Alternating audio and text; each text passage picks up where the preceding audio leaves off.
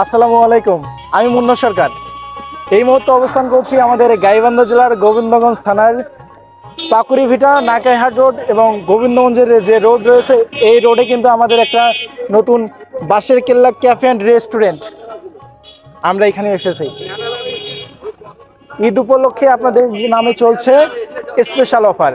চলুন দেখে আসা যাক কি কি আছে এখানে। আমার সঙ্গে চলুন, আসুন। ভিতরের পরিবেশ কেমন এটা আমি আপনাদেরকে দেখাবো, সরাসরি আপনাদের সাথে শেয়ার করবো। এটা আসেন।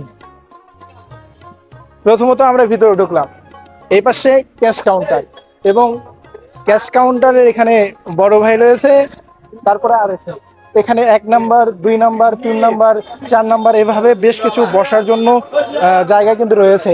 আসেন আমার সঙ্গে দেখা যাক।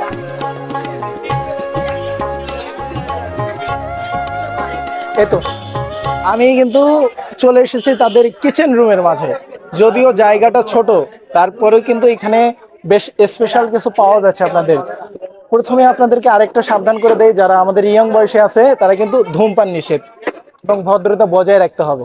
অনেকে আসতে পারেন পরিবার সহ, গার্লফ্রেন্ড সহ, আরো বেশ কিছু লোক নিয়ে আপনারা আসতে পারেন।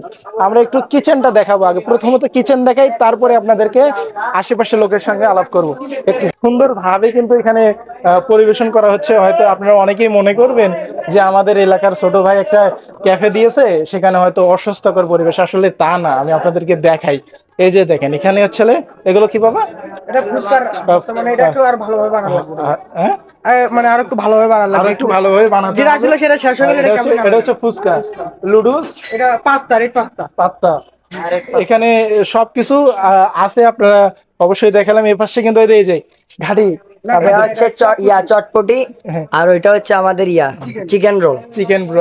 এই যে আপনাদেরকে একটু তুলে দেখানোর চেষ্টা করি আমি, আপনারা দেখেন। এটা বানানোর সময় আমরা সুন্দরভাবে হ্যাঁ, বানিয়ে দিই। এই তো এখানে কিন্তু আমাদের সব ছোট ভাই ব্রাদাররাই কিন্তু এখানে আছে। আপনাদেরকে এবার দেখাবো আমরা বাইরের সাইডটা।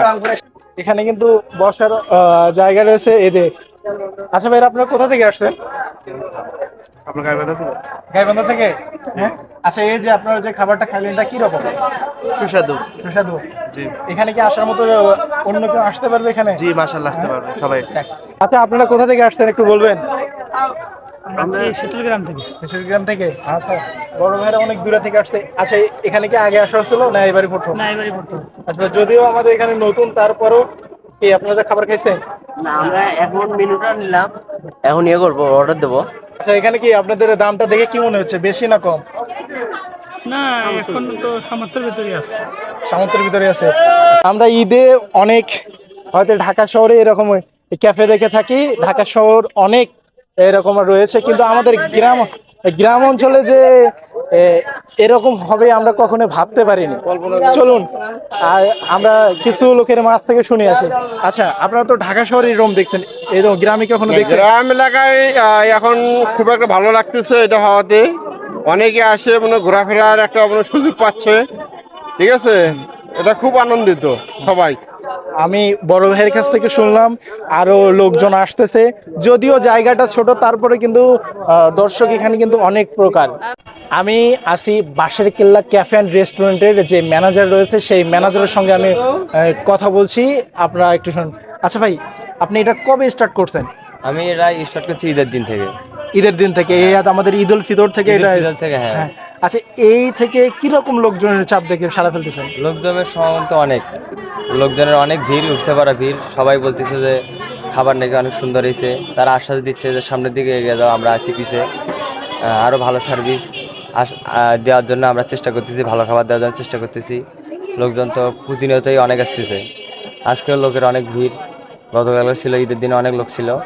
আমি যেহেতু ঈদের 2 দিন পর এখানে এসেছি, তারপরেও আমি যে 1 কাপ চা খাবো, এই যে একটা সিট নিব, আমি এই সিটটাও আমি পাচ্ছি না। এখানের খাবারগুলো আমি যতটুকু শুনেছি যাদের কাছ থেকে, বেশ ভালো আছে।